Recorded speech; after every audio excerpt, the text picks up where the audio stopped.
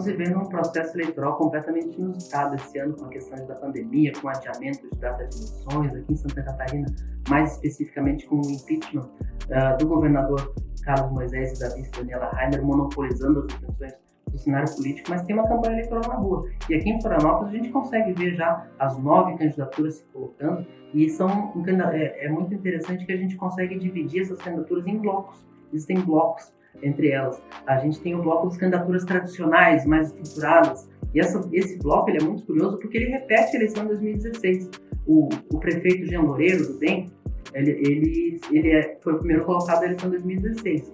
Em segundo lugar, ficou Ângela Min, do PP, no segundo turno muito disputado. E em terceiro, quase beliscando uma vaga no segundo turno na época, ficou Elson Pereira, do PSOL. E esses 3 nomes agora são os nomes que lideram as maiores coligações aqui em Florianópolis, formando esse grupo mais tradicional, mais estruturado, que são essas 3 candidaturas. Jean Loureiro, que tem Topázio Neto como vice do Republicanos, tem ainda com ele mais o PSD, o Podemos e o PSC, são 5 partidos na coligação.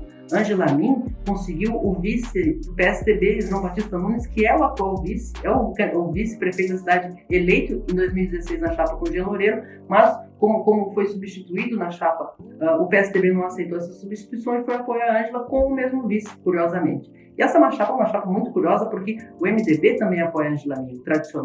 A tradicional rivalidade entre PP e MDB esse ano ficou de lado. O senador Dário Berger está engajado na campanha de Ângela Min, porque considera que Jean Loureiro, que se elegeu pelo MDB 4 anos atrás, traiu essa aliança antiga, indo para o DEM, deixando o MDB. Então, completa essa chapa ainda o PSL.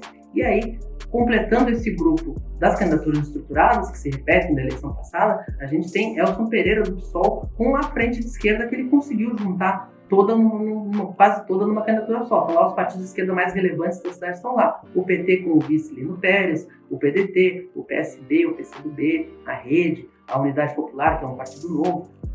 E eles estão todos juntos. E quando eu falo que essas candidaturas são mais estruturadas, é porque a gente consegue perceber que eles têm 75% de disposição do horário eleitoral é deles. Eles, com um tempo mais ou menos equivalente, Ângela um pouquinho mais do que Elson, um pouquinho mais do que Jean, mas com tempos equivalentes, eles ocupam 75% das disposições do horário eleitoral. Eles têm o maior número de candidatos a vereador também. E é muito importante o vereador na rua, porque é vereador que pede voto, né? Então, eles têm, por exemplo, o Jean tem dos 500 candidatos a vereador que a gente tem na cidade, a gente tem 158 que estão com o Jean, 97 estão com o Ângelo e 105 estão com o Elson. Ou seja, eles têm 300, praticamente mais de 300 candidaturas a vereador dos 500 concentradas nessas aqui, de 350 mais ou menos. Isso é muito forte, mostra a pujança dessas candidaturas. E existe também um bloco das candidaturas de novidade, digamos assim. São candidaturas que têm alguma estrutura, mas e que tentam se diferenciar dessas candidaturas tradicionais que eu apontei antes. E aí a gente tem o vereador Pedrão, do PL, que foi o vereador mais votado de Florianópolis e é o vereador mais votado da história de Santa Catarina. 11 mil votos, uma votação exuberante, uma votação que surpreendeu muita gente naquela eleição passada, é o segundo mandato dele. Ele era do PP, mas ele deixou o partido do Zanin porque ele entendeu que não conseguiria ser candidato a prefeito lá. Ele entrou no PL, o senador Jorge Mello, garantiu uma estrutura, trouxe um partido para a coligação, que é a Cidadania, e está com um time mais enxuto, com 50 vereadores, mas com alguma estrutura também, e apresentando esse papel. Ele foi oposição tanto no governo César Júnior quanto no governo de Jean Loureiro, agora apresentando isso para a cidade. Também nessa linha do diferente, do novidade, a gente tem a candidatura do Orlando Silva, do Partido Novo. E ele também, com essas características do Novo, com essa militância que eles têm engajado, essas teses liberais, muito fortemente liberais, de privatizações e questões assim, e eles apostam muito no engajamento de rede social para ser uma candidatura diferente, para surpreender nessa eleição. E fechando esse grupo das candidaturas que tentam ser diferentes dos tradicionais, digamos assim, temos mais à esquerda, no centro-esquerda ali, o doutor Ricardo Camargo Vieira, que já foi vereador aqui em Florianópolis por 2 mandatos. Ele era do PCdoB, depois mudou até para o MDB, não conseguiu se reeleger na última eleição e agora surge pelo Solidariedade com o vice do PV, o Guaraci Fagundes, e mais apoio do PROS, tentando ser uma opção de centro-esquerda para o eleitor que não se interessou pela frente de esquerda do Elson Pereira. Aí tem uma outra raia, um outro grupo que eu chamo de os bolsonaristas. São os candidatos que estão buscando esse eleitor que votou fortemente no presidente Jair Bolsonaro, mas que não encontra um candidato à sua imagem e semelhança aqui em Florianópolis. E nesse grupo estão o Hélio Barros, que é um construtor, que foi durante muitos anos o presidente do Sinduscom aqui de Florianópolis, já tentou entrar na política em outros momentos, era afiliado ao PSDB, não conseguiu. Ele entrou no Patriota, está aliado com o Avante, e ele tenta apresentar esse discurso liberal, que a cidade vai ser conduzida pelos empreendedores, esse tipo de questão. E disputando essa faixa com ele, a gente tem o Alexandre Brasil, do PRTB, que é o partido do vice-presidente da República, General Mourão, e aliado com o PTB, que é o partido do Roberto Jefferson, que virou um bolsonarista ferrenho também nos últimos tempos. E eles têm esse discurso muito Jair Bolsonaro, citando o presidente o tempo todo. Eles estão buscando um apoio oficial, nem que seja uma gravação, alguma coisa do Eduardo Bolsonaro. Já conseguiram uma declaração do General Mourão.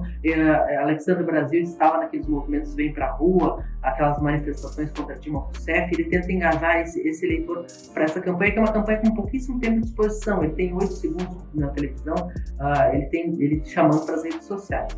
E fechando, o quarto bloco de candidaturas, dessas 9 candidaturas, são aquelas candidaturas ultra-esquerdistas, as candidaturas daqueles partidos de viés mais revolucionário que usam esse período eleitoral mais para se apresentar para a população, para dizer que existem. E é o caso do PSTU, da Gabriela Santetti, e do PCO, Partido da Causa Operária, do Jair Fernandes. Esse é o cenário que a gente tem das candidaturas. É uma eleição que a gente tem, pelo que a gente tem visto, e a pesquisa Ibope é muito importante nesse sentido, e a pesquisa contratada pela NSC Comunicação, mostra um amplo favoritismo de Jean Loureiro pela reeleição. Ele apareceu com 44 pontos na pesquisa estimulada, seguido por um triplo empate que tem Angela Min com 15, Pedrão com 9 e Elson com 7, e as outras candidaturas no outro bloco. Isso mostra que é uma eleição que o Jean vem com muita força, ele tem uma boa avaliação de governo e os adversários vão ter que desconstruir isso nesse tempo de campanha eleitoral. A gente já vê alguns movimentos nesse sentido, Pedrão, Ângela e Elson, talvez um pouco mais a Ângela, o Pedrão começando agora, a tentar questionar as ações do governo na pandemia, especialmente nos momentos em que a cidade esteve em lockdown, criticam a falta de apoio às empresas, ao emprego, mas é uma questão complicada, porque a pesquisa Ibope ela aponta, inclusive, que a avaliação de Jean é melhor ainda quando relacionada às questões da pandemia. É uma eleição que se configura muito difícil, saindo um pouquinho da tradição recente de Florianópolis, porque lá em 2016, o Jean venceu a Ângela por 1.100 votos, 1.153 votos, uma diferença irrisória. Na eleição anterior, César Júnior, do PSD, venceu o Jean por 11 mil votos, também uma pequena diferença. Então, nas eleições anteriores, a diferença era maior, mas sempre com o segundo turno. A única vez que não teve segundo turno na eleição de Florianópolis, desde que é permitido, desde que há esse instrumento do segundo turno, foi em 2000, quando quem venceu foi Angela Min. Angela Min, que já foi prefeita da cidade 2 vezes, 96 e 2000. Em 2000, ela conseguiu fazer uma eleição muito tranquila, venceu o primeiro turno, mas ela tinha conseguido conquistar a maior parte dos partidos importantes que estavam com ela, e uma gestão também muito bem avaliada. É um cenário que está parecido com o que Jean tem hoje, não é idêntico. O apoio à Ângela naquela vez era maior, mas o Jean tem uma gestão bem avaliada. É um cenário que a gente vai ver se vai mudar essa tradição de Florianópolis das eleições disputadas ou se a gente vai ter uma eleição em primeiro turno. É isso que as próximas semanas devem desenhar até o dia da eleição, dia 15 de novembro.